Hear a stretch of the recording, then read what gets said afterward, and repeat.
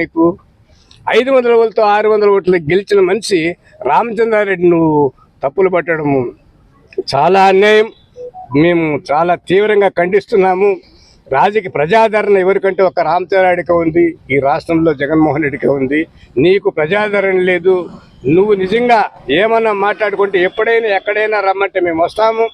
నిజంగా నేను ప్రమాణం చేస్తాను. ఆ పద్మావతి గెస్ట్ హౌస్లో మా మీటింగులు జరగనే లేదు. ఆర్ఎన్బి గెస్ట్ హౌస్లో జరిగింది. ఆ రోజుల్లో చెంగారెడ్డి గారు ఉన్నారు, అరుణావనంది ఎమ్మెల్యేలు అందరూ కూడా ఉన్నారు. మదనపల్లి ఇన్ఛార్జి స్వామి సుబ్రహ్మణ్య స్వామి ఉన్నాడు. వీళ్ళంతా మేము మాట్లాడుకొని చేసినందుకు నువ్వు ఎప్పుడు మీటింగులకు రాలా, ఒక్కసారి వచ్చినావు.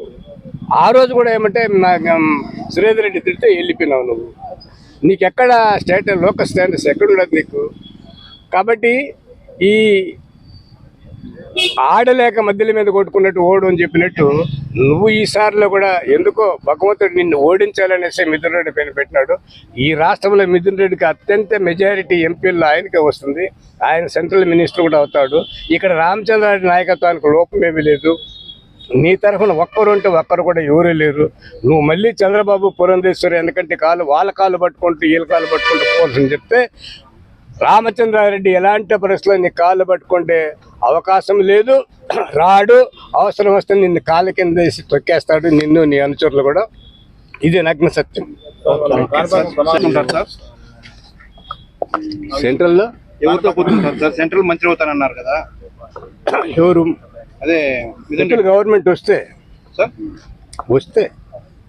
ఒకటేం చెప్పలేం కదా. అప్పుడు ఏది వస్తుందో మాకు మెజారిటీ, హైయెస్ట్ మెజారిటీ వస్తుంది కాబట్టి వాళ్ళు మమ్మల్ని పిలవచ్చు. అప్పటి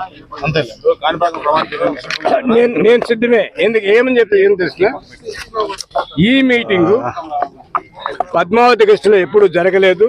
రామచంద్రారెడ్డి నాకు పోలేదు, మాట్లాడలేదు. నేను ప్రమాణం చేస్తాను, తర్వాత వచ్చి ఆయన చేయమనండి. ఎందుకంటే ప్రత్యక్ష సాక్షి నేను. ఈ ఎలక్షన్ జరిపించింది నేను. చెప్తా. అబ్జర్వర్ పేర్లు చెప్పండి. నేను మా కమిటీ మెంబర్ల పేర్లు చెప్పానండి. నేను నాయుడుపేటకి వెళ్ళి ఆ పెన్షన్ దగ్గర డిక్లరేషన్ ఫార్మ్ తీసుకొచ్చిన. గోపినాథ్ కూడా ఉన్నాడు అప్పుడు. ఈ గోపినాథ్ చిత్తూరు కూడా వచ్చినాం మేము. ఈయన లేడు.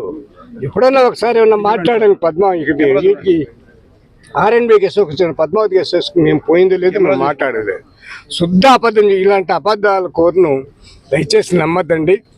దీనికి జవాబుదారీ నేనే వహిస్తాను. ఎక్కడికి పిలిస్తే అక్కడ నేను ఫస్ట్ ప్రమాణం చేస్తాను, తర్వాత చేయమని చెప్పి.